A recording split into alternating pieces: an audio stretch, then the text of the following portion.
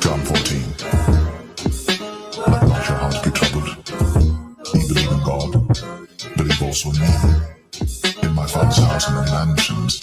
If it were not so, I would have told you. I go to prepare a place for you. And if I go and prepare a place for you, I will come again and receive you unto myself, that where I am, there ye may be also. And whither I go, ye know, and the way ye know. It's about time, man, because I'm ready to go home. I'm ready to get the kingdom. I'm ready to live. I'm ready to breathe fresh air.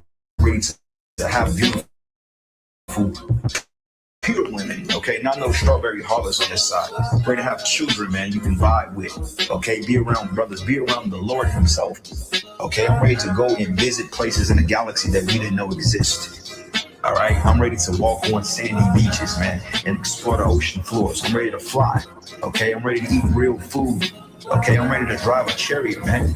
All right, I'm ready to minister to the Lord and to be ministered to, man. Okay, I'm ready to worship Yahushua in its full entirety. Okay, I'm ready for it. We're ready, man. I'm ready to see angels and greet angels.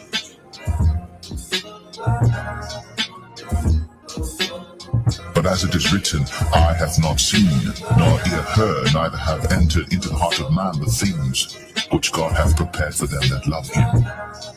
But God hath revealed them unto us by his Spirit. But as it is written, eye hath not seen, nor ear heard, neither have entered into the heart of man the things which God hath prepared for them that love him. But God hath revealed them unto us by his Spirit.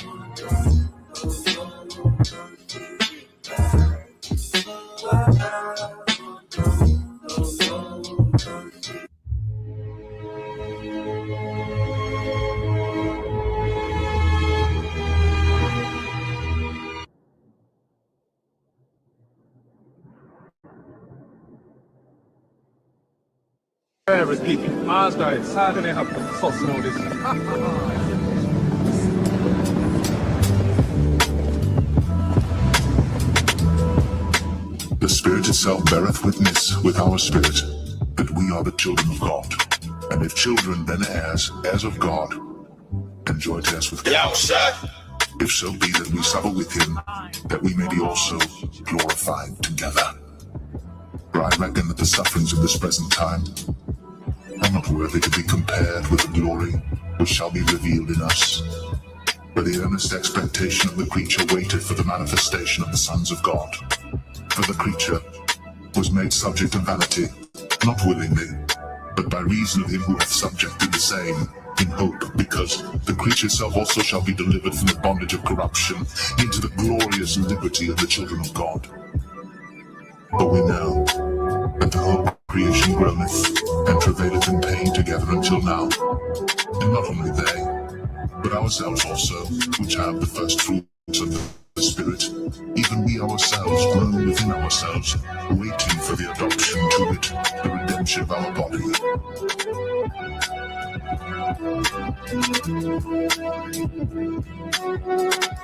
I will declare the decree. The Lord hath said unto me, Thou art my son. This day have I begotten thee. Ask of me, and I shall give thee the heathen for thine inheritance, and the uttermost parts of the earth for thy possession. Thou shalt break them with a rod of iron. Thou shalt dash them in pieces like a potter's vessel. Be wise now, therefore, O ye kings. Be instructed, ye judges of the earth.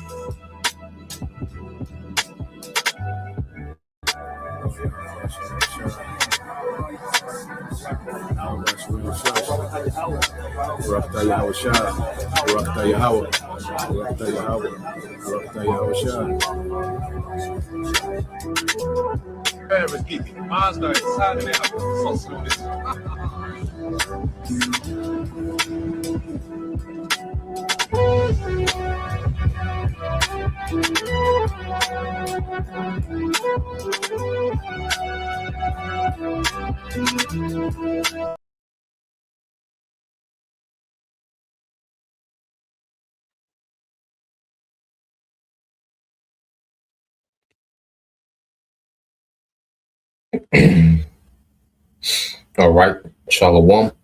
First and foremost, I would like to give all praise and glory unto Yahweh Bahasham, Yahweh Shah Bahasham, Makakodash, and double honors unto the apostles and the elders of GMS who rule well, teach well, being great examples to us younger brothers, and peace and blessings and salutation to the hopeful lake out there pushing his word and truth and in sincerity across the four winds in the name of Yahweh Bahasham, Yahweh Shah, Bahasham Makakodash, pushing to get up out and shalom to the hopeful lake, the believers, the listeners who may have came back to the obedience of the scriptures through faith in Yahweh Bashem Yahushua. All right, and what we're gonna get into, this morning, news and prophecy, dealing with all roads lead to the M.O.T.B, the M.O.T.B and war. Okay, with the M.O.T.B being first. Okay, and then this third world war that's gonna go nuclear. Okay, and as we see, all roads are lead to the M.O.T.B. All these nations, they are in agreement, when it comes to the agenda of a technocracy. Okay, but what we're seeing is their differences, okay, about this technocracy are playing out in war. Okay, so these things, all right, are joined to the hip. The prophecy of the M.O.T.B and the prophecy of war, where they're joined to the hip. Okay, we're gonna go into these things and what the devil, has done, throughout the earth is created mass, confusion. To people are confused to what's, going on. And there's so many moving parts. Okay, and there's so much, propaganda and psyops, dealing with the devil's media. Okay, that keep people off balance. Even those that become aware of particular things, well, they're still, they still have a lot of blind spots and a lot of darkness, man. The only people that's operating, in the true light, are the elect of Israel. Okay, and that's why when you go here, let's get this in the book of John, chapter 8, verse 12, and this is in the AMP. It says, once more, Yahweh Shai addressed the crowd. He said, I am the light of the world. He who follows me will not walk in darkness, but will have the light of life. Okay? So by following Yahweh Shai, we've, been awakened to the truth. Okay? And as we're being taught of Yahweh Shai, and Yahweh Shai, the volume of the book, so as we learn, all right, understanding, we constantly increase in understanding, we mature in the spirit, where we begin to operate in the light from a position of clarity. Okay, because it's the truth of the Bible, the true doctrine, the understanding of the scriptures that's giving clarity to everything we see. And only the elect can look through the lenses of the scriptures and see everything clearly, to operate in the light. And we know the sacrifices Yahweh Shai made, okay, set it up for us to be part in these last days, to where we're not subjugated, to bending the knee to this beast system. No, we have a victory over the beast. Okay, which is going to lead to what? Immortality, man. Okay, deliverance. All right, and us being changed to immortals, man. And you go into this word, light. Let's get this word light. Because most people operate from, all right, a belief system of darkness, man. They might know a thing or two here and there, but ultimately they're still in darkness, man. You see, it's only through the Holy Spirit, all right, which was preordained, to be given unto a remnant at these last days, so we can have clarity. You see, because confusion is on the uprise, man. It's on the uptick. Okay, Now you go into this word Strong's G 5457. Phos. phos. Phos. Okay, phos. Now when you go into the main definition, okay, it says, metaphorically, it says the Most High is light because light has extremely delicate, right, subtile, pure. That's not the one. Yeah, here you go. It says, verse 2 says, section 2, it says, of the truth of his knowledge together with the spiritual purity associated with it. Okay, so we have, the knowledge. The scripture say, wisdom and knowledge shall be what the stability of that time. Okay, because we're finna see a lot of people bug out, because they don't understand, how far this thing is finna go. People are used to crisis and things getting back to normal, and that's the way, that the Lord is making people numb to prophecy, man, because He wants people sleep. He wants judgment to catch the masses on guard. Okay, and it says when you come down to the reason, the mind, it said the power of understanding, especially moral and spiritual truth. And how do we get understanding? Through precepts. Let's go there real quick. Let's go to the book of Psalms. All right, because as the scriptures say, line upon line, all right, precept upon precept, here a little, there a little. Well, that's how we get understanding. You see, and even when you go into the book of Psalms, chapter 119, okay, because it's the precepts to shed light, okay, on this thing we call reality, man. It gives us clarity of the bigger picture. You see? Let's go to Psalms 119 and 104. It says, from your precepts I get understanding. Therefore I hate every false way. Yeah, so it's the precepts that bring the understanding. It's the precepts, being taught line upon line, precept upon precept, that's giving the understanding and the light and the clarity. Okay? And with the, mixed with the, the Holy Spirit, the faith. You see? And as these teachings going forth, the brothers are teaching, beginning with apostles and elders, where there's nothing but clarity and light is being shown on the overall picture of what's happening. Okay, what the elites are doing. All right, where we at in prophecy. Okay, and overall, what's the Lord's agenda in the mix of all this, man? Because that's all right. That everything is happening within inside the will of the Lord. Okay, there's nothing just randomly happening. No, everything is happening within the Lord's will, and precepts give us this understanding. And that's why in these latter days, understanding the will of the Lord, man. The Lord is getting ready to end the rulership of all heathen. Okay, Esau's the last heathen to rule. Okay, so it's bigger than, because someone might stop a data center from getting built in their town, in their city, and they think that it's some type of victory. No, that's not the end game. Okay, because guess what? All these people that are stopping, that are protesting, and they're getting a few data centers, to not be built. Well, you're still going to be faced with the hour of temptation. And see, how do we know that? Through a precept. Okay, so you have people that might be aware and even might be resisting, but see, they're still in the dark.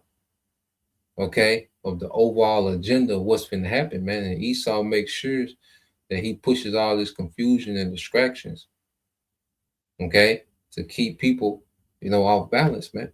Because a confused society is easy to rule. Okay, but when you go to verse 5, verse 105, Psalms 119 and 105, it says, your word is a lamp to my feet and a light to my path. Yeah. So these precepts are guiding us through these times, man. This understanding is guiding us through this time. We see where we're going. We see that we're going to have to completely detach from this society, man. This devil is going to make this technology mandatory, this M.O.T.B, the microchip. He's going to make it mandatory, and we're going to have to completely separate from this society. You see, we know which step to take.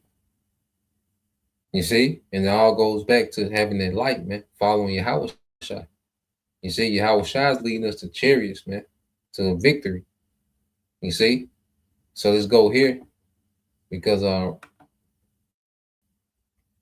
let's get this in the book of Isaiah 24, getting KJV. All right, and go to Isaiah 24 and 10. It said the city of confusion is broken down, every house is shut up that no man may come in. Yeah, because this place, is finna go into what you call anarchy, man. Okay, and American society is not ready for what's to come. You see, because we know that the elites, all right, the Lord is going to put the spirit on the elites to drop the hammer on the American people, man. Okay, and confusion is going to increase. You see, you got people, with their faith in, the midterms. You're going to start hearing more and more about the midterms as we get closer to, their time, as if that's going to be saving grace. No, the Lord has this place slated for destruction, and before it's obliterated by missiles, man, it's going to be great tribulation. It's going to be great starvation. Okay, pestilence, teeth of wild beasts. Okay, a lot of gun violence, man. You see, women being ravaged. See, that's what's coming. Okay, so said the city of confusion is broken down. Okay, and there's no one that's more confused about reality than Americans, man. There's no one that's more propagandized. Okay, and there's no one that's been hit with more, all right, psyops, psychological operation than the American public. Okay, to where down there everything you consume is a psyop, man. Damn near everything that you consume is some type of psyop, man, to keep you, all right, out balance, man. So you go into the word confusion in Isaiah 24 and 10, all right, it's Tahawa, all right, Tahawa. Now, when you go into it, it says formlessness, confusion, unreality, man. Okay? Most of your people, most of you Americans, your belief system is based on the unreality, man. Christianity, that's an unreality. Okay? Black Lives Matter, that's an unreality. I'm a Democrat, I'm a Republican, that's an unreality. It don't matter. Emptiness, man. An empty culture. Okay? A culture of vanity, man. Okay? Nothingness, empty space. You see? And this is the society of America, just a bunch of empty space. That's why everybody's an influencer talking about nothing. Okay, here it is. Your country is picking fights with all the nuclear powers of the world. All right, and a nigga just want to debate, who was the best cornerback in 2006. You see what who's going to win? Okay, who's going to the playoffs this year? That's a nigga, or some celebrity gossip, just a bunch of nothingness, man. Here it is. We're in the most serious times, okay, in existence. The second coming of Yahweh, nuclear war, okay. The M.O.T.B. Here it is. We're in the time of the most serious times in history, okay. And this is a society of nothingness, man, because of constant confusion and distraction, constant psyops, enchantments, and distractions, man. Okay, to people's mind are just a goddamn empty space, man. Just a bunch of nothingness, man. Okay, it was as a place of chaos. Okay, vanity. You see, and these things are done intentional, man. Because a confused society is easy to control. Okay, now I want to go from there. Let's play this video first. All right, and it kind of speaks to some of the points we've been making. Throughout these news and prophecy, dealing with what we see happening, with the M.O.T.B. and this war. Okay, but these prophecies are, like I say, they're joined at the hip. Okay, so let's play this. Let me go ahead and put this in the comment as well in the chat. All right, let's play this real quick. Elites believe in karmic law, and I think they play a lot of games on people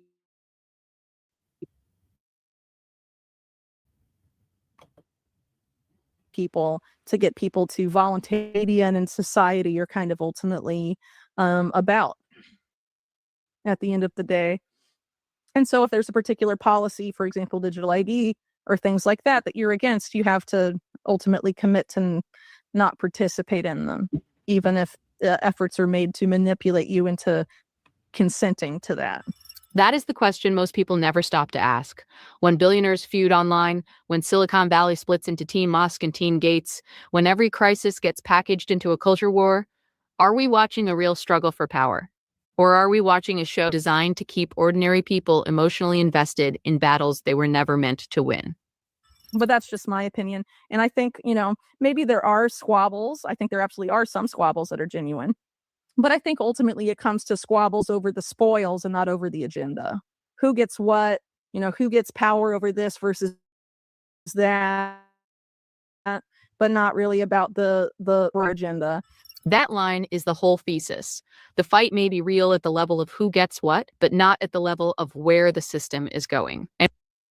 And that's what we've been saying, that these nations agree, because even Iran has digital ID for their citizens. Okay, but now it's a fight over who gets what. Okay, when we sit down and establish this new system, who is going to run what? Okay, you got these oligarchs in the back, these elite families amongst these nations, the elites of Esau, which is at the top, this banking family, which ultimately they the overlords, okay, of these nations, man. You see? So you have, this fighting over who's going to run what, who's going to, because America wants that straight, because if America would have got the Strait of Hormuz, they would have went to the table with all the leverage. Okay? So it's a scramble of who's going to get what within the system. You see, they all agree to this new system, technocracy. Russia is all on board. Russia, they got digital ID. Okay, we know China. They said China at the finish line. Okay, China just waiting, for everyone else to catch up. You see, India. Okay, and this is a major chunk of the world population. If you just throw China and India, that's a third of the world's population. When you throw Russia and Iran in the mix, man, it's plus Africa, man, that's almost half the world's population. Okay, but these nations are on board. But what we're seeing the scuffle, for resources, a scuffle for energy, a scuffle for leverage in this new world order, man. And it's going to turn from scuffles to full scale war. Okay, a full scale global war. Okay, which is all linked in prophecy. So let's play a little more. And once you see that distinction, the next question becomes much darker. If the agenda is shared, how do elites get the public to go along with it? The elites at the top are always fighting. And I always wonder, is this an illusion? Like, are they actually all on the same team? Behind closed doors, is Bill Gates shaking hands with Elon Musk and they're saying, okay. And they're referring to like Elon Musk and Bill Gates as being elites. Those are not really elites, because if we can see them, they really don't have no power. Okay, if we see them on TV every day, then they're just placed up there by the families that got the real power. Okay, so the Gates and Musk and Peter Thiel and Sam Altman, they're not elites. Okay, they're just the mascots. And they also play a part in getting people focused on all these different parts. But it's all one system. Bill Gates, Microsoft, Palantir, okay, Sam Altman, OpenAI, all of it is one system. And they get you focused on all these different characters, okay, as if it's different, like there's this major competition between, these certain billionaires, when ultimately it's all part of one system, man. Okay, and a lot of these billionaires are just propped up, you know, to be characters, man. You see, to keep narratives and distractions and confusions going. So let's play a little more. Let's just pretend to have this feud. So, you have people in the streets that are shouting, I'm on team Elon Musk. And somebody else is like, no, I'm pro Bill Gates. And I'm wondering, I don't know if either of these guys are for both of you, but you're arguing for them. The ordinary people are on these teams. And I'm wondering, is this division an illusion? Yeah, I think ultimately a lot of times it is because again, I don't think these Silicon Valley oligarchs really have as much power as people, you know, give them credit for. As I mentioned, why would someone like Jeffrey Epstein be so influential in the lives of so many of them? I mean, I would argue a lot of them are pretty effectively controlled by higher powers, and that um, I think once you get that level of money and influence, it becomes dependent on a lot of things. Considering that essentially the power structure in the world, as I laid out earlier, is sort of organized crime and intelligence sort of coming together. You have to play ball with those people if you want to become the richest billionaire in the world. Whitney's first big claim is that the public overestimates the independence of celebrity billionaires. Her argument is not that Musk, Gates, Thiel, or Schmidt are powerless. It's that their power exists inside a larger structure, one shaped by intelligence networks, organized interest, financial leverage, and closed-door coordination. So as an example, Eric Schmidt, I mentioned earlier, a big Democrat donor, Peter Thiel, a big sort of Republican, libertarian figure. They're both on the steering committee of Bilderberg together, the closed door sort of globalist conference where, top political leaders meet top corporate leaders and decide things in secret. AI has consistently been a big focus of that. Alex Karp of Palantir goes to pretty much every meeting, and it's essentially been divided. I think Newsweek said that it was essentially Bilderberg was essentially divided between factions of Schmidt and Thiel, but they come together and network and make decisions at those closed door meetings. So how much do they really disagree on? At the end of the day, they both seem to very much agree on pre-crime and an expansion of the surveillance state, and increased digital control over most people. Because if you look at their actions as CEOs and investors, that's what they have, essentially built. That's not just rhetorical. The official Bilderberg Steering Committee page does, in fact, list Eric Schmidt, Peter Thiel, and Alex Karp. And The Guardian describes Bilderberg as a secretive annual summit where political leaders, military officials, tech billionaires, and major business figures meet behind closed doors. So even if people posture publicly as rivals, they may still share the same rooms, the same tables, and the same long-term priorities, which means the real battlefield may not be who wins the feud, it may be who controls what everyone else believes the feud means. I think some of it is. And see, you see the, these are Western, you see the Western, what they call celebrity billionaires. You don't see, the Russian oligarchs like that, the Chinese oligarchs like that, but they're there and there's tension. You see, there's tension of how this thing is going to be rolled out, what system works the best, So there's actual tension between, these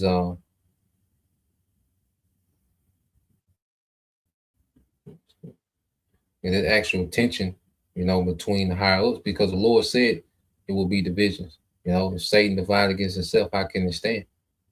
And if the house be divided against itself, the house cannot stand but have an end. Okay.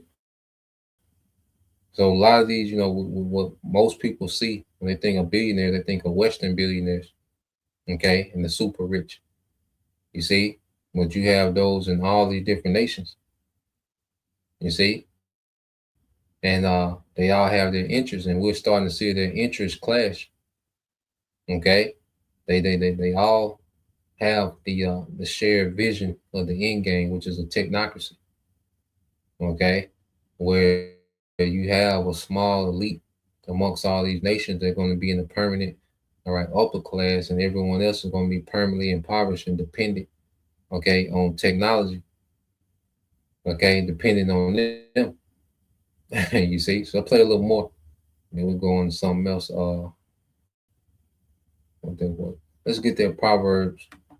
Let's get Proverbs 15, no, Proverbs 14 and verse 15. I believe that's it. Proverbs 14 and 15. Because you have, people get caught up, in all these different narratives.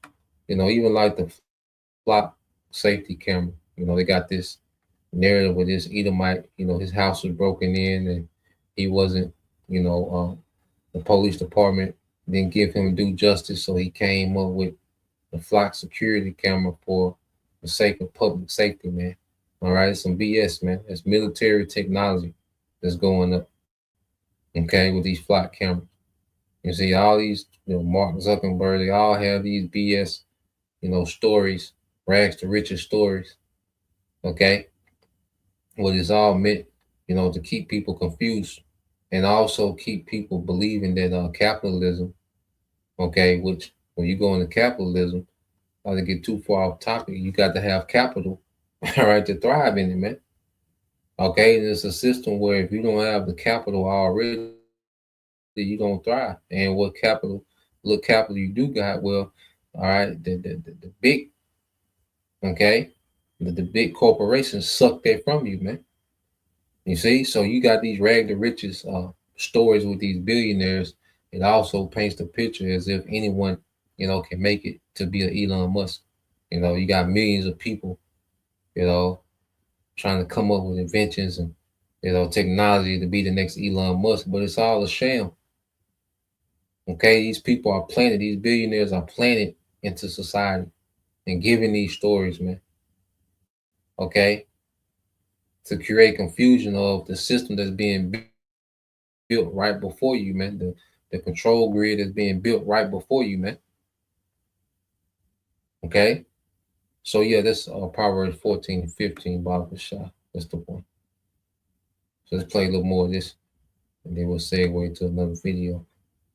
Theater for us down here to keep us distracted and have our attention be elsewhere and not on the things we can actually do to increase our own power and distractions that get us to willingly and voluntarily outsource our power. I think the elites believe in karmic law, and I think they play a lot of games on people to get people to voluntarily do things they otherwise wouldn't do. And I think that's what a lot of the manipulations in media and in society are kind of ultimately about at the end of the day.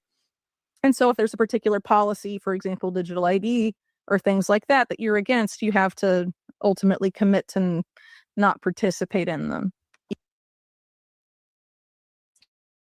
See, like I said, this chick Whitney Webb, she has insight. She goes in on, the elites, okay, this system, how it's being ran. But see, that's what she's in the dark, okay, because it ain't just as simple as resisting. No, they're gonna make it so hard out here, okay, and then eventually they're gonna come with a mandate, that yeah, you're gonna take this under the threat of death, okay. So just saying no, all right, is not the solution to what's coming. Not complying is not the solution, okay, because it's written in prophecy for the devil to get to a certain point, and the Lord's going to put this devil in the spirit to just steamroll, all right, this new world order to a certain point, man. Okay, and he's going to catch a lot of bodies. It's going to be a lot of slaughter on the way. Okay, and pretty soon the gloves are coming off because the devil is being pushed into a corner.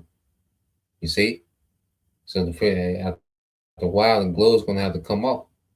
Okay, even if efforts are made to manipulate you into consenting to that. This is where the clip stops being about elite gossip and turns into a theory of control. Whitney's point is that modern manipulation doesn't always work by force first. It works by shaping consent, by making people feel that a policy they would normally resist is now necessary, moral, urgent, or inevitable. And a lot of those efforts are based around fear about something. And it's very easy to manipulate how people perceive reality today.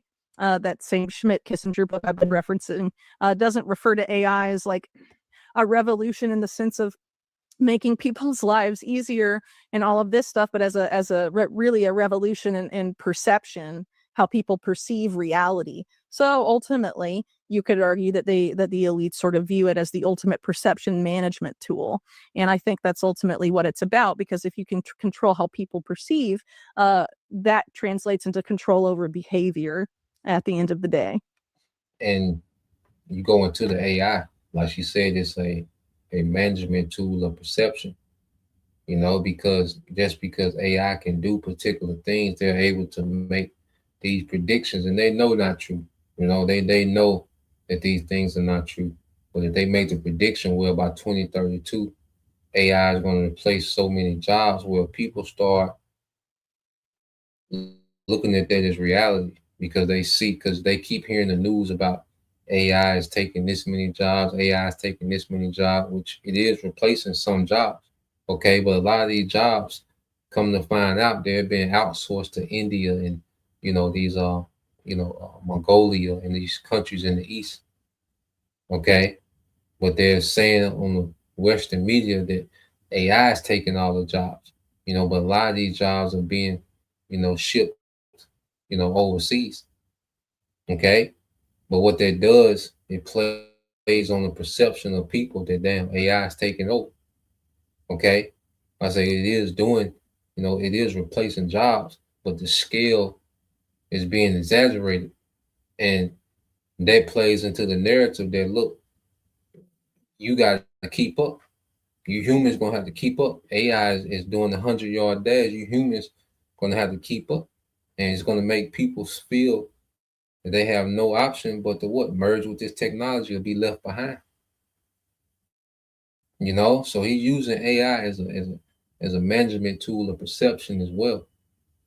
Okay, they're always talking about artificial general AGI, ASI, and it's all because Esau is the biggest false prophet. Okay, when we go into there should be many, the book of when you go into the book of Matthew and speaks about there should be many false prophets. Well, there's no bigger false prophet than Esau. Okay, and what he's pushing, what his AI is going to be able to do, what it's going to do to humanity, humans will be useless by such and such time. He's throwing that narrative out there, okay, for the future, and then he's feeding you with these news feeds of this job loss. So now your perception of reality is changing, okay, which making you more susceptible to what, to bend the knee. Okay, and just as let's see, yeah, the brother got it. It's the brother servant of Yahweh, Proverbs 14:15. It says, the simple believe every word, but the prudent man looking well into his going. Okay, so we're in a situation to where a lot of people are simple as hell. Okay, because they're already confused, distracted. Okay, you see, so the devil comes with this narrative, dealing with this AI. All right, is that's the only way. And then see people look at it like that nigga Anton Daniels. What the nigga say? I'm not getting left behind. Okay, because this devil has changed people's perspective as if you can't exist without this technology. Okay, here it is. You have millions of people that live off their land. You got people that have family farms and live off the land. They don't need AI. They got the knowledge of the land. They know how to hunt. They know how to grow food. They know how to build. But Esau makes it seem like AI is essential to life. And without it, you see, you run the chance of becoming extinct.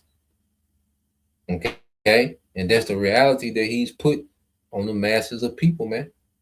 That's the reality that they exist in. He said, I'm not getting left behind. You don't need AI to eat. You don't need AI to live. Okay, it's a tool that be helpful. If you brothers and sisters use it, and you got your job or business, whatever, use the word, not abuse it. But this devil pushes as if existence wouldn't make it without this technology, man, which is a lie. Okay, so he's putting it in the minds of people to look, this is your only option, man. I say like that nigga Anton Daniels, that simple nigga, man. I'm not getting left behind. Man, do you know how it feels to ride in self-driving Tesla truck, man. Okay, simple. You see, so the simple believe in every word, but the prudent man looketh well into his going. And the spirit of Yahweh Bashim Shai has us prudent, in these days. Okay, so let's see, play a little more. So if you can get people to alter their perception of a particular policy, like digital ID or programmable surveillable money, and you can manipulate their perception into going from thinking it's a bad thing to a necessary thing to fight, that some yet unforeseen evil or something, then you can get people to acquiesce and onboard themselves to it. That is probably the most important passage in the entire clip. Not AI will do more tasks, not AI will save time, but AI as perception management. And that's not just some new internet phrase. Historically, the idea that power depends on shaping mass belief is deeply rooted. Britannica defines public relations as a field concerned with affecting public perceptions by focusing, curtailing, amplifying, or augmenting information conveyed to the public. So when Whitney says elites want to manage perception, she's describing an old power technique entering a much more technologically advanced phase. And that brings us to one of the central names she invokes, Edward Bernays. Then you technically don't have to take them over at all. You don't need a single bullet. You you've taken over their minds. So you just kind of remind me of that idea. It's a very powerful one. We'll have to get your thoughts on that. Yeah, I think this is something, though, that isn't exclusive to the former Soviet Union. I think it was something the U.S. was also doing in that same era, to Soviet satellite states, or in the Soviet Union itself. I think this is something that elites have been doing to people for a very long time. I think a very instructive video, our documentary into this, is Adam Curtis's Century of the Self, which talks about the work of Edward Bernays, the nephew of Sigmund Freud, that simultaneously developed public relations for the corporate world and propaganda for the public sector. According to Britannica, Edward Bernays was a pioneer of American public relations and is widely considered one of the first people to develop the idea of the professional PR counselor, someone who uses the social sciences to shape how an audience responds. Britannica also notes that Bernays edited a book titled The Engineering of Consent, which became one of his most quoted definitions of public relations. That phrase matters. Engineering consent. It means modern persuasion isn't just about telling people what to do. It's about arranging the emotional, social, and informational environment so people will think they decided it themselves. Because ultimately, And that goes into the inward, part of the devil is deep. Okay, which it's a found a documentary on this guy. Well, would like to do a video, coming soon dealing with this guy, because he plays a major part, okay, in this crafted reality, okay, of Esau. A lot of American, society and cultural norms in America. This devil, all right, Edward, all right, Bernays played a major part, a major part in his system of, going into the psyche, dealing with the unconscious, okay, of the of the decision making process in people. He really tapped in, and that's going into the heart being deep. And then also, as you can see, all right, he's a German, okay, going into who? Teaming, the wise men of teaming. You see? Yeah, that was a Lord will. We could tap into that in another video, just dealing with this guy here. But yeah, let's go from there. All right, because now you have that going on. But check this out over here in Jerusalem. Because as Esau loves to paint the picture, that every civilization is in chaos. Okay, that's why he needs to come in and save the day. But because see, what's happening with the devil, a lot of things are backfiring. And that's what's going to make him be like a madman, sparing none, because this devil, I say, there's certain things that are backfiring in what he's trying to do. Now, the whole agenda with Iran, was to create civil unrest and get the government of Iran, get the people of Iran to overthrow the government. Okay, which they failed. And then they came in with the military all right, because it was what you call a blue collar revolution, you know, which where you get,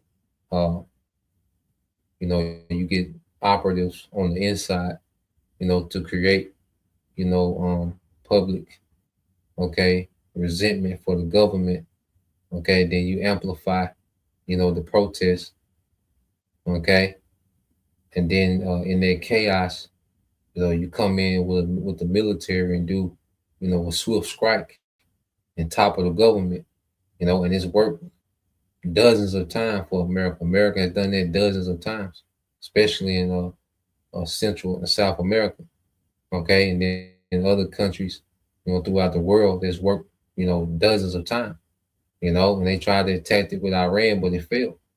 Not only did it fail, it began to backfire because now there's been constant civil unrest, all right, within Jerusalem, okay, within the state of Israel, these small hats, okay. Now you had this law that passed, and pretty much, they call it the Torah law, all right, because according to those laws over there, the Knesset, which none of these things are biblical, okay, Knesset, all right, protests, none of these things are biblical for the true people being back in the land, okay. The people protesting against the government, okay, laws being passed to try to make a certain sect of society exempt from war. And here it is, these goddamn cowards, these small hats, they started all these wars, but now they're trying to pass laws within their own government to exempt what you call ultra orthodox, okay, Jewish people from being exempt for the military draft. Okay, and you got people going crazy about that, man. You see? So here it is, the small hats start all these wars in their region of the earth. Okay, but now they want to push laws that gives exemption to their population from going to war. From a certain part of their population from going to war, which means that the other part of the population, the more secular part, has to go to war. Okay, so you've been having uproars, man. So let's play this. All right, and these people, these Jewish people, do not got it, man. Jerusalem is facing unrest on two fronts. Haredi protesters battled police in the streets, while lawmakers voted inside parliament. A new basic law elevating Torah study has reignited Israel's bitter military draft dispute. With tens of thousands of ultra-Orthodox men still exempt from service, the political storm is only growing.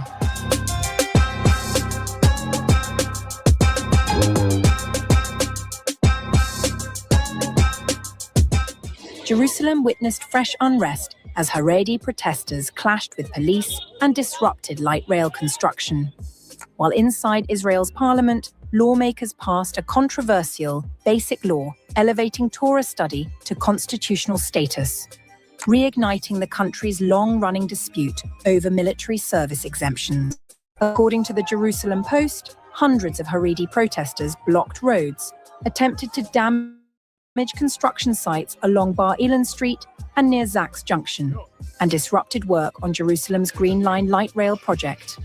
Police declared the gathering an unlawful disturbance after demonstrators refused orders to disperse, deploying crowd control measures to reopen roads. Authorities also responded to reports of roadblocks and deliberately set fires near the protest sites.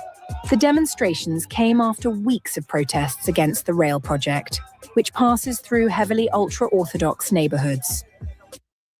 Here are 65 AI tools you have to know if you want to make a sale. Yeah, I'll pass. Monday CRM lets you manage your entire sales cycle with AI capabilities that help your team move faster than ever. Reach out effortlessly to leads and set up automated sequences to stay on top of every follow-up. With AI meeting summaries, next steps, and risk alerts, you'll never miss an opportunity or lose a deal. Best part? According to N12, repeated protests have caused more than 400 million shekels in damage to the unfinished Green Line since construction began 6 years ago. The unrest unfolded as the Knesset voted 63 to 52 to pass a deeply divisive basic law declaring Torah study a foundational value of the Jewish people and the State of Israel. The legislation grants Torah study quasi-constitutional status and is widely viewed as strengthening the political case for maintaining military exemptions for ultra-Orthodox yeshiva students. After the vote, United Torah Judaism lawmaker Moshe Gafni, one of the bill's sponsors, hailed the legislation. Today, a historic step has been taken in the state of Israel. And what that law does, just keep what you call ultra orthodox, okay, which these are the ones that's supposed to be deeply into, the Torah, which we know is all right, a sham, all right, and these small heads don't want to go to war, okay. So you had, they was protesting as they was voting on the bill. They was out there. You see the ones with the hats and the sideburns and, the stereotypical, okay, small hat. You see, all black, okay. So you have this dispute between them and the secular citizens that look, why are they exempt from war? We at war. You see, but this shows you the cowardness of Esau, man. Okay, so they're doubling down, and here it is. They drug America into this war, and the small hats they've been fighting for a week and some change now. The small hats haven't, shot a bullet towards Iran. Okay, well they drug America into the war. You see, and that's another thing. You people. Here it is. You're talking about voting for midterms. Wait a minute. The small hats control American policy, American foreign policy. Okay, not you voters, man. You see. So yeah, you have that. Just want to show you that, man, because also a lot of businesses have been shut down in the state of Israel because the shipping not coming out of the Red Sea, not coming in. A lot of shipping lanes have been closed between the Houthi rebels and Iran, dealing with the small hats, man. Because small hats, they have a blackout on their media on what's really going on. So you really don't see it. Okay. But the small hats, they're in the uproar, man. Okay. The scripture said we will be in peace and dwell in safety, man, when we went back there. Matter of fact, it's just, if a brother can get there, I'm gonna cue up the video. I believe that's Jeremiah 30 and 10, Barbershop. Okay, just a prophecy to show that those are not the people. Okay. Let's go here. Let's read. Let's go to this one. Just an update, on this current, war. All right, because they've gone into, full scale war. Iran and America there exchanging, strikes daily. Okay, and what's happening? Iran is destroying America's ability to project power in the region. America is losing a lot of assets every day. They're losing a lot of assets in their region. Okay, and there's no good news. There's no good news for American military, man, from here on out. Okay, they walked into that trap. You see, things gonna continue to escalate. More nations gonna get involved. And this is happening at the same time as the devil, is rolling out this new world order. It's happening at the same time. That's why I say these prophecies are joined at the hip. They both escalate together. As he gets closer to the M.O.T.B, the war is just going to intensify. Both of these prophecies, they escalate together, and it's going to be the war that's going to cancel out. This enterprise, man, because this war is a build up to Yahushua. Okay, so when you go to Jeremiah 30 and 10, this is brother Yashima, tribe of Judah, said, "Therefore fear thou not, O my servant Jacob, said the Lord, neither be dismayed, O Israel, for lo, I will save thee from afar, and thy seed from the land of their captivity. Okay, and this hasn't happened yet.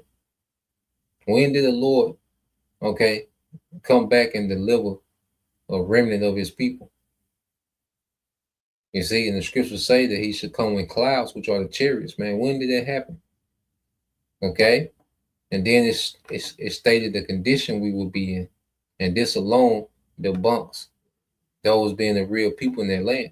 And Jacob shall return and shall be in rest and be quiet, and none shall make him afraid. Wait a minute. Those conditions don't exist over there, man. So that cannot be the fulfillment of the true people being in the land, because those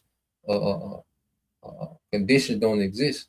Matter of fact, it's the exact opposite. Okay? Because you see them small heads, they terrified of Iran. They don't want to see a picture of Iran because they ain't did nothing. Okay? Then Netanyahu the other day, you know, he said, look, if Iran strike us, man, there'd be no more peace in the Middle East. He throwing out them wolf tickets, man. You know? Iran is fighting America, man. So why did he feel compelled to throw that threat out there, man? That nigga scared. Nigga scared. Okay? Which is the complete opposite of the state we would be in, the condition we would be in when we return, man. We're going to, like El Pastor Hart said, we're going to have overwhelming power. Okay? We're going to be in the wish a nigga would spirit forever. Eternally in that wish a nigga would spirit with that overwhelming power, man. Okay? Well, here it is. These niggas are, you know, protesting not to go to war. They're fighting each other not to go to war. Okay? They're not in rest or in quietness, man. Okay? The complete opposite. So let's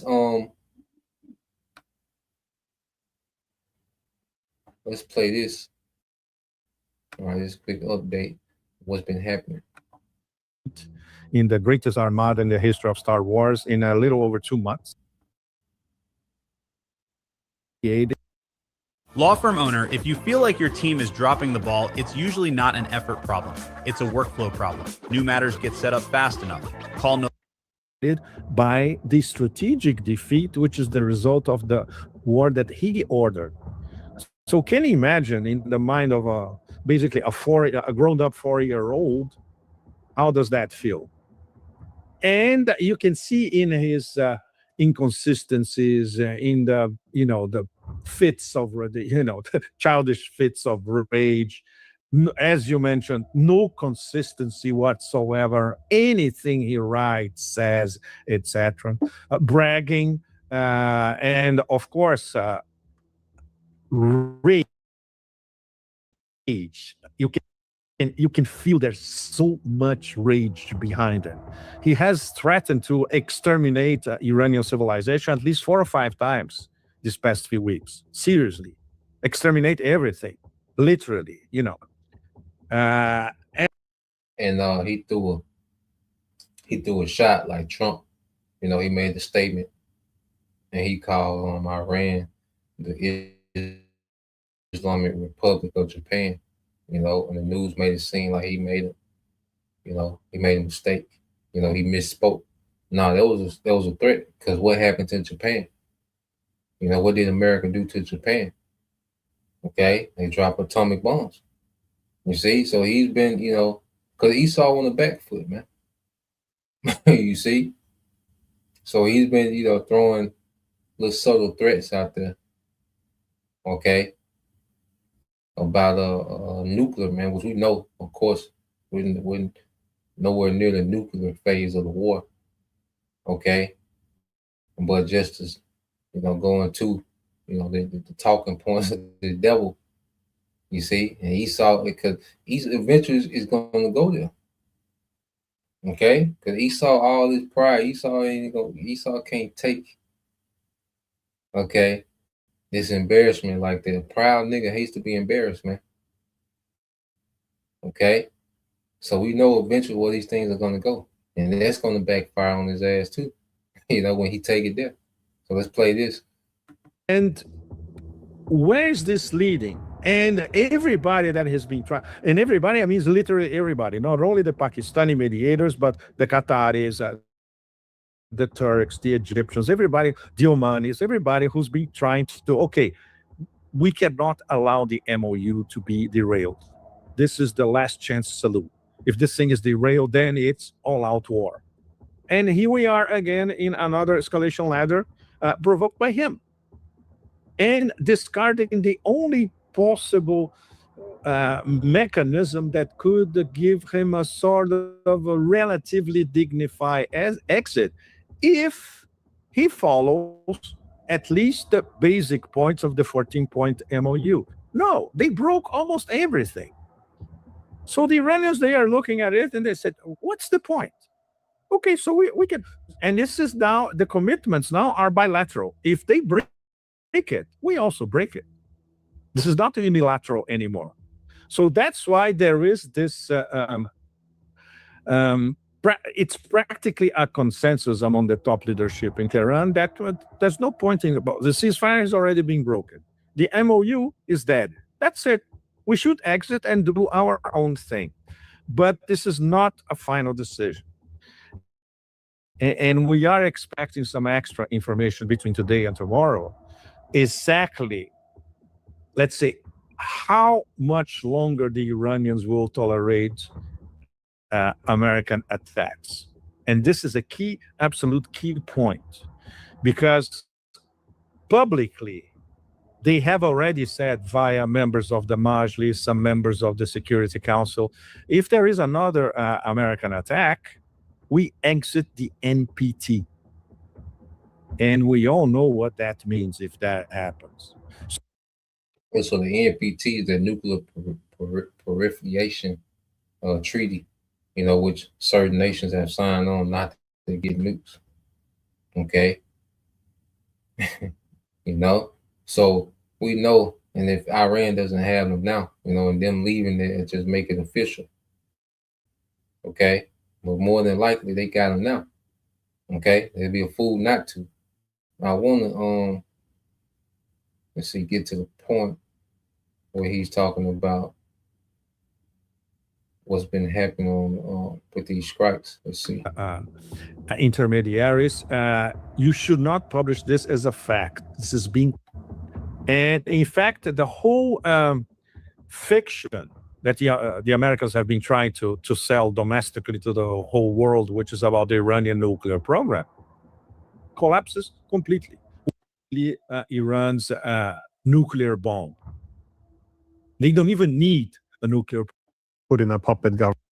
We prompt the customer to let us know exactly what they're looking for, and PIN takes care of it. It's government, so something along the lines of Libya, Syria, but it's changed fundamentally. As you said, now it's about who can control this key waterway, the Strait of Hormuz, and it seems like there could be win-win situations if there was some diplomatic efforts to establish some kind of a administrative body. But it just seems to me, at least the impression I get from Iran these days, is that they don't think diplomacy is possible anymore, because as well, essentially they're 3 million people.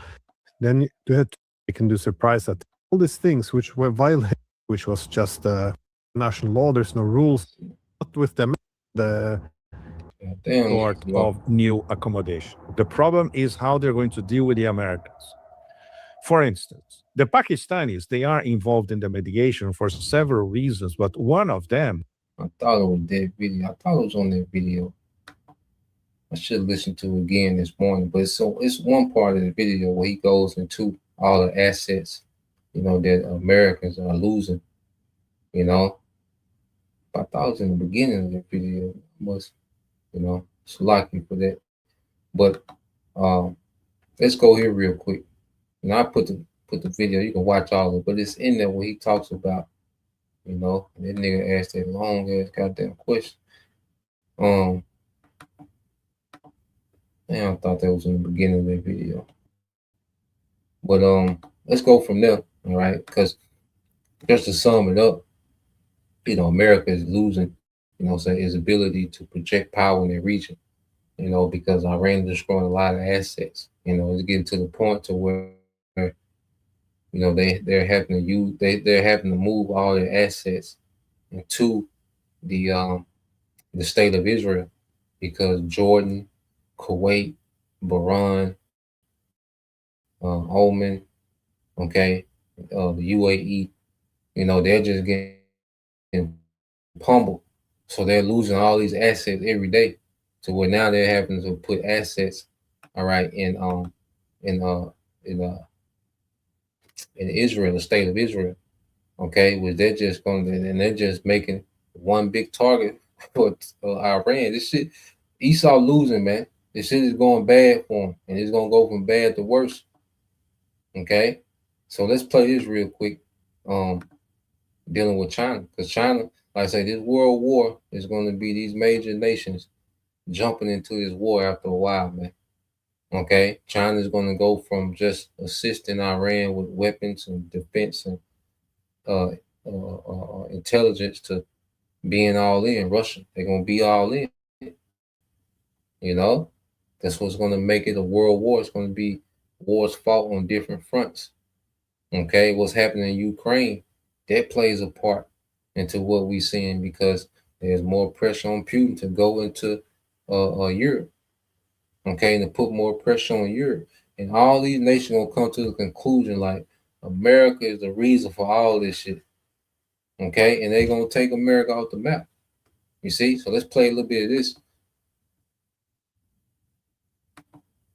Hey everyone, it's Dina Calmetta here. And for today's news, I do have some updates I'd like to share with you. And please forgive me for not appearing on camera. I'm actually feeling a little bit under the weather, but I still wanted to bring you some news. And for today, I'd like to start with China because I'm getting some very concerning headlines. It's being reported that new satellite imagery analyzed by the Telegraph appears to show China constructing a detailed full-scale model of a U.S. Navy Arleigh Burke class destroyer at a missile testing range over there in their desert. Additional mock targets reportedly resemble military aircraft, naval facilities, and important sites in Taiwan.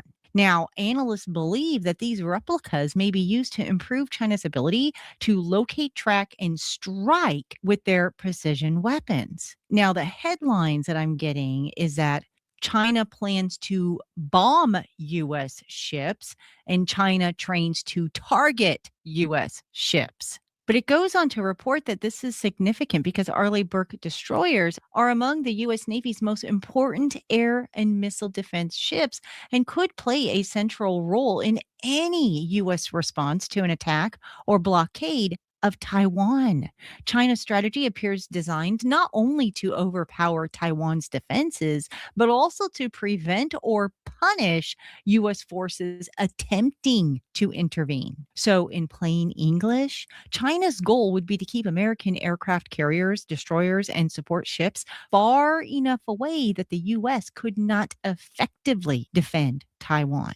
And with the United States already stretched across Europe and the Middle East, Beijing is undoubtedly watching how quickly American forces and weapons could be redirected to the Pacific. Now, to go with that, there's a report coming out. And see, China is because see a lot of energy that China needs come out the Straits, and with American Navy, you know, attempting to do a blockade, they want to do a blockade on the oil going to China. Okay, so you have China preparing, and practicing on destroying, all right, U.S. destroyer ships. Okay, because Taiwan, which something could happen with Taiwan, but mainly, all right, the Strait of Hormuz is the focal point. You see, and keeping that shipping lane open for China. Okay, so China is getting ready to, they're preparing themselves. It might not be, it might not even be this year. You see, but they're making preparations, man. Okay, to eventually they know because the Lord got on everybody's spirit. Look, this is what got to be done.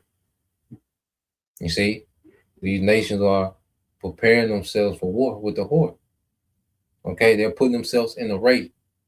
Okay, brother, get that Jeremiah 50 and 9.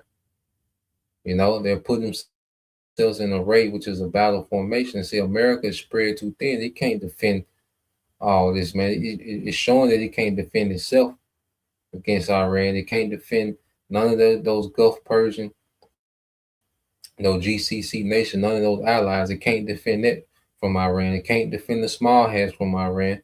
Okay, was you gonna defend Taiwan from China? Okay, you gonna defend Europe from Russia? Hell no, man. So America is stretched way beyond its limitations, man. Okay, just because you have the mightiest military, the strongest military, that doesn't mean that you're unlimited. Okay, you got limitations, man. And this shows Esau is full of pride, believes his hype, his own hype, and you got yourself in a situation that he threw. You know, so we're witnessing the fall of empire, man. You see, and she goes on and go into some more news, but I want to get this. You can watch the rest of it. You know, goes into a little bit with Russia as well.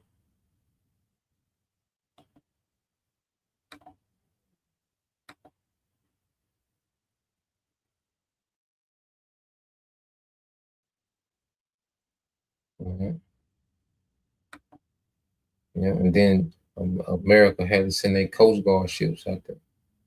Okay, and the Coast Guard is supposed to protect the coast of America. Your Coast Guard protect your coast. What the hell you doing? Why is American Coast Guard in the South China Sea? Okay, they never keep it at home. You see? Yep, Habakkuk 2. Brother want to post that Habakkuk 2 verses 4 through 8. You know, you put that up there. You see? Let's go here real quick.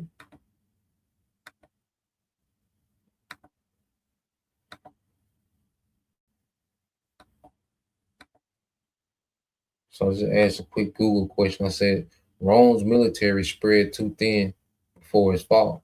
Okay, so you go into the AI overview. It said Rome's expensive borders required massive military resources that ultimately became logistically unsustainable. And this is the same predicament, okay, that America is in. The brother want to get that Ecclesiastes 1 and 9. You know, in the NLT, Ecclesiastes 1 and 9 in the NLT. Okay, but America's in the position that it can't sustain, okay, because it can't sustain a head-up war with Iran. Okay, and Iran is the lesser of these other two nations, Russia and China. Okay, so when you go to this brother Serge of Yahushua 144, Jeremiah 50 and 9, it says, For lo, I will raise, all right, I will raise and cause to come up against Babylon an assembly of great nations from the north country, and they shall set themselves in array against her. Okay, and array is battle formation, man. Okay, so you got Russia booting up to go into Europe. All right, you got China booting up to help, you know, Iran and possibly, you know, invade Taiwan. And even if they invaded Taiwan just to stretch out American military, okay, America loses, man. America is out there, man. America jumped in that trap. Okay, the small hats threw America into that water, man, and they drowning. You see, it said, From thence shall she be taken. Their arrow shall be as a mighty expert, man. None shall return in vain. And that's the nukes, man. Okay, these nations gonna nuke America, man. This is what everything is building up to. Okay, and you go into, it said, back into the AI overview, it said Rome's expensive borders require massive military resources that ultimately became logistically unstable as the empire grew. Its slow legions struggled to effectively defend vast territories. Okay, so you can't cover that much. You can't cover, you know, defend Europe, defend, all right, West Asia, defend Taiwan. No, you can't. Then you talking about, then we're going into Cuba, man. You can't do all that, man.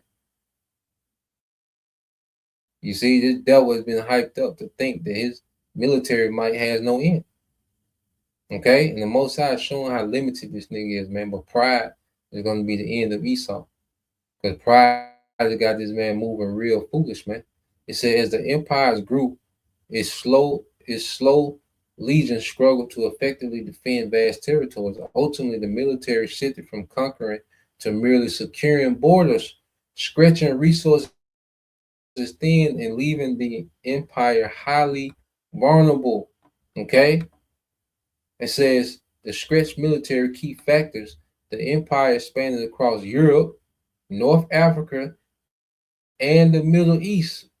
Man, you can't make that up, man. You see, the same regions of the ancient Rome, okay, was trying to maintain. America trying to do the same thing and is running into the same problem. Okay, how much technology you got, you're limited. Okay, AI, all that, you're limited. And it show you that because if AI, Esau had this super duper, all right, cool for AI, okay, he will be using it now, nigga. You need that now, showing you that that's limited with the AI, okay, because that nigga need that now, today.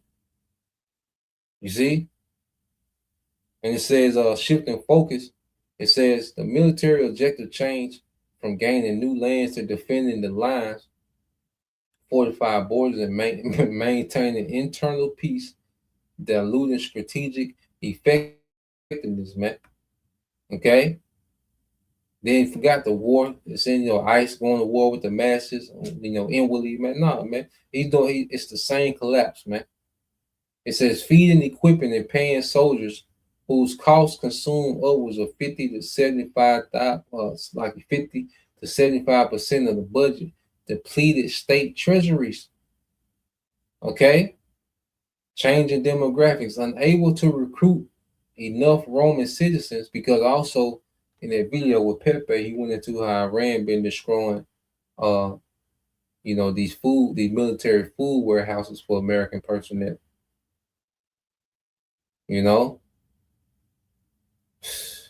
And it says unable to recruit enough Roman citizens, which we know recruitment. Okay, they catching hell recruiting. They had to lower the standards, and they said, look, you can smoke weed now in the military. You can smoke weed and still be in the American military, man. Okay, it says unable to recruit enough Roman citizens and facing shrinking tax bases. Emperors like Constantine heavily hired foreign mercenaries. These Germanic tribes often lack loyalty to Rome, which further compromise, stability, man. Okay? And the Esau, he has to fight. He's been fighting a lot of, his wars with proxies, So in a lot of times Esau weaponized these proxy groups and they turn on them. They weaponize them, they train them, and then these proxy groups turn on Esau, man. Certain militant groups and resistant groups that he props up, for a narrative to justify, his agenda. And a lot of these proxies be turning on Esau, man. Okay? So let's see.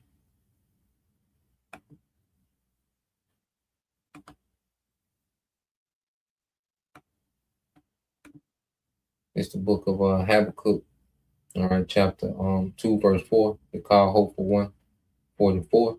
It says, behold his own soul which is lifted up, behold his own soul which is lifted up is not upright in him, but the just shall live by faith. And his soul is lifted up because he's been able to dominate the world economically and militarily for so long. But in the midst of all of this, man, you have the remnant that's walking in faith, knowing that this nigga gonna fall, man. Knowing that he don't got it. Okay? Verse 5, it says, yeah, also because he transgresses by wine, he is a proud man, neither keep it at home, who enlarges his desire is hell, and is as death, and cannot be satisfied, but gather it. Okay? They say he never keep it at home. That's why he have American Coast Guard in the South China Sea. Okay? all these bases throughout the world. And he can't defend all them bases, man. So them bases have just been props this whole time. You see? And these nations have you know, they on to the fraud, man. This nigga's not as strong as he project. This nigga's strong. You know, it's a mighty military, but he's nowhere near what he projects, man. Okay? Their veil has been you know, the card done been pulled. It says, and heaping unto himself all people. You know? Because the devil has been able to, you know, you look at the American Empire, you know, just like the pagan Roman Empire, man, they've been able to set up puppets, do coups, steal resources, okay, all throughout the earth, man. You see? A lot of these nations is rich in resources, man. Esau has turned these to modern day slave colonies, man, where the locals work, okay, in these factories and these plants, okay, scrapulating these resources, okay, for pennies, while enriching the oligarchs, okay, of the West, man. You know, so this man has a system to where he's heaped all people, you know, a lot of people to himself, man. Okay, it says, "Shall not," there's a brother called Hopeful 144 says, "Shall not these take up a parable against him, and a taunting proverb against him, saying, Woe to him that increases that which is not his, how long?" All right, and he that laid himself in thick clay, which is debt. You know, because this devil, the major part of this devil's debt is war. You know, but the spirit on these nations now, like, look, man, enough is enough. Okay, and that's why when he went into Iran, which was the Lord putting this nigga in a trap, okay, things started to go the other way. You see, now we're starting to see prophecy play out, man. Okay, these nations putting themselves in array. Okay, it says, "Shall they not rise up suddenly that shall bite thee, and awake that shall vex thee, and thou shalt be for booties unto them, because thou hast spoiled many nations, and all the remnant of the people shall spoil thee, because of men's blood and for the violence of the land." All right, the violence of the land of the city, and all that dwell therein, man. You know, so we're seeing these nations going to rise up and get their lick back on Babylon right before Yahweh Shai comes. You know, the Lord's going to allow, I say, these nations to get their lick back. Okay, you know, it's going to be a brief revenge for these nations on Babylon. Okay, and America is going through the same phase, the same process as the fall of Rome. You know, you look at the military being too thin; it's the exact same format. Okay, and it says Ecclesiastes 1:9 in the NLT, this is Brother Service of Yahweh 144. It says, history merely repeats itself. It has all been done before. Nothing under the sun is truly new. Okay, so what we're seeing, okay, is these devils, you know, because these devils have that same ambition, that same pride, okay, that they had back in pagan Rome. You see, and as they, you know, became ambitions beyond their power, well, it began to work against them, man. You know, so yeah, we in some beautiful time, you know, and prophecy, you know, has settled, okay, in the earth, man, and prophecy is running this course. You see, so we're watching, you know, from both aspects, you know, from the M.O.T.B and, you know, this Third World War. Okay, so we're watching from both aspects because they escalate together. You see, so Lord will, you know, you brothers, all right, and you few sisters edify once again. I'm gonna give all praise and glory unto Yahweh Bahashem, Yahweh Shah Bahashem Makakodash, and double honors unto the apostles and the elders of GMS who rule well, teach well, being great examples for his younger brothers. And peace and blessings, salutations, hopefully, shalom.